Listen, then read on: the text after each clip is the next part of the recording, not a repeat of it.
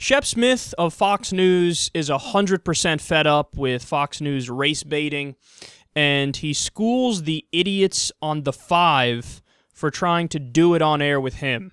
Hey, Shep, Julie asked about the governor, but we also, at least I haven't heard anything from any civil rights leaders. Have you? I heard Alveda King on a little while ago on our air telling her to get people home, that this is not a way to solve any problems. But it seems like in the middle of all of this, to start picking on people for civil rights and what they're saying and what they're not saying, we could spend our time watching this and reporting on it as we have street after street. I don't know. I think it might be a nice idea, nice timing for one of the higher profile civil rights leaders who tend to come in after the fact and say, look how bad things were with the police officers. But if they came in now during the thing saying, hey, let's call for peace, let's have some calm here. That's a wonderful idea. I'm confident they're all watching and will, on your instruction, do exactly that. What we really need now is for it not to get dark before police get control. You mentioned parents. Where are the parents? Well, you know, I've not been on the phone with them. But if we want to sit here and indict the civil rights community and indict the parents for what we're watching right now, instead of, for now, just covering what happens and then later talk about whose fault it is, because we don't know whose fault it is. Can I just jump in, Shep? No one's indicting anyone. We're watching the pictures. We're asking legitimate questions. A lot of our viewers are probably asking the same questions. Bolling, the question was, where are the parents? Surely you don't expect me to know that. No, my question was, I agree, Shep. It was a hypothetical. Civil rights leaders. Where's Al Sharpton? Where's Jesse Jackson? You know what? I also don't know where they are. We've got a major American city that has decades of turmoil within this neighborhood. Decades. You heard the stories from Doug McKelway a little while ago of people being arrested for nothing, of a violent crackdown for years and years, of them feeling powerless and hopeless and nobody listening to what they were saying. 1/4 of the youth locked up. Clearly there is a big problem. Then all of a sudden an African-American man is taken into a vehicle and he comes out of it and dies, and you get nothing from authorities except a suspension. And then those who would do harm take an opportunity to do harm, and here we are. But it's what has happened between all of that and today that has led to this. There is no escaping that reality. That was glorious to watch. Shep Smith, I take my hat off to you. It's about damn time somebody stood up to the race baiters and the bullies and the idiots on Fox News and the Five, also on the show Fox and Friends. We just saw Dr. Phil do that to them. So look at the back and forth there, because what you see is really, really bad race baiting and just terrible arguments that are like snide and snarky, and Shep Smith is fed up. He's like, Eric Bolling's like, I haven't heard anything from the civil rights leaders, have you? Yeah, what are you insinuating, dude? What do you think? Civil rights leaders look at the burning of cars and throwing rocks at people and vandalizing and stealing stuff, and they go, I'm for it. No, but they don't do that. You just made that up. They don't do that. And how much you want to bet you are going to have the people that they named come out and say, I condemn any kind of violence that these protesters are doing. And you want to? I could turn that right back around on you. So I haven't heard anything from civil rights leaders about this, have you? I haven't heard anything from conservative hosts on the murder of Freddie Gray, have you? Funny how, you're not so concerned about that. All you care about is the response or the backlash to the injustice. You don't care about the thing that sparked this. You don't care about the original injustice. That you're like, okay, fuck that. Don't talk about it. Let's act as if people woke up in Baltimore one day and just decided, let's go crazy and start burning shit.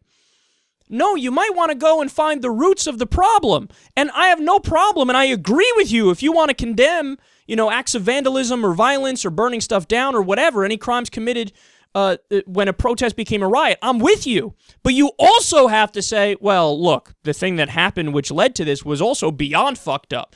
25-year-old kid looked at a cop the wrong way, then ran away. They chased him down, beat his ass, broke his leg, and then he severed his spine in the van ride to the police station.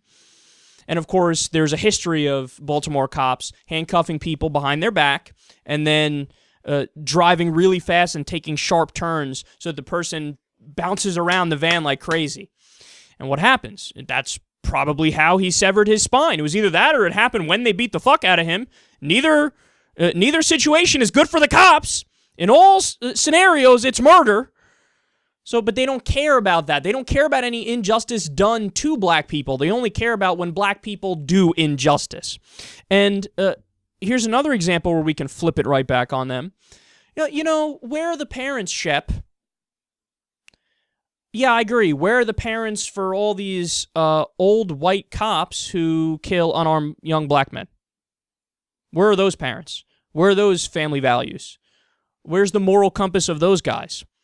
You know, I thought you guys were Christians. You don't want to come and speak out in favor of a more benevolent, altruistic form of policing? But I thought you were Christians. That's what Jesus would favor. Jesus wouldn't favor this guns blazing, beat the shit out of people style of policing. So why are you guys hypocrites on that issue? And the final point I want to make about this is what you look at or what you're seeing when a guy like Eric Bolling or Greg Gutfeld or any of the other Fox hosts, when they make arguments like that, what you're seeing is privileged, upper-class, rich white people assuming that black people have had the same experience with cops in their life that they've had. So they just assume that, well, the cops are always good to me. The cops only show up when I need them to help me with a problem. They're by and large good people. So if something happens where, you know, a cop hurts somebody, well, they must have deserved it because the cops are good people. What they don't understand is that it's a fundamentally different thing to be a rich white guy in America or to be a poor black kid. They don't understand that, you know, the over-policing that's often done, whether it's the drug war, whether it's the broken window style of policing, that all of that stuff is used to target minority communities to essentially keep them in line. There's a reason why the statistics are so overwhelming that black people get locked up so much more for drug crimes and petty crimes, and they're much more likely to face the death penalty for committing the same crime as white people. Stop and frisk, for example. You never see a white guy with a suit and tie on Wall Street undergoing a stop and frisk because he has money, because he has power. And by the way, that guy may have cocaine on him, may have some kind of illegal pills on him, may have a card to go see a hooker later, a high-priced hooker. You don't know, and we'll never know because they don't stop and frisk those people. They're only focusing on Tyrone and Jamal and anybody that has darker skin. So if you're in that community, if you're in a minority community, you view the cops as this invading army, as this force which oppresses you and oftentimes kills you when you're unarmed and does all these negative things. Whereas if you're an upper middle class or upper class or rich white person, if you're a Fox News host, you only have your perspective, which is a myopic, xenophobic perspective. See, this is the problem when you put people on TV who aren't intelligent. They're not able to, because look, I was raised in an upper middle class white family, or I guess at times just middle class, but there were times upper middle class, right? My father did pretty well when I was young. But I'm still able to realize, oh, just because the cops were by and large good to me doesn't mean that they're going to treat black people on the other end of town the same way. And we happen to know that they don't do that. See, that's called objectivity. That's called me not being married to my own worldview and thinking that it's got to be the same for everybody else. People on Fox News are incapable of doing that intellectual exercise.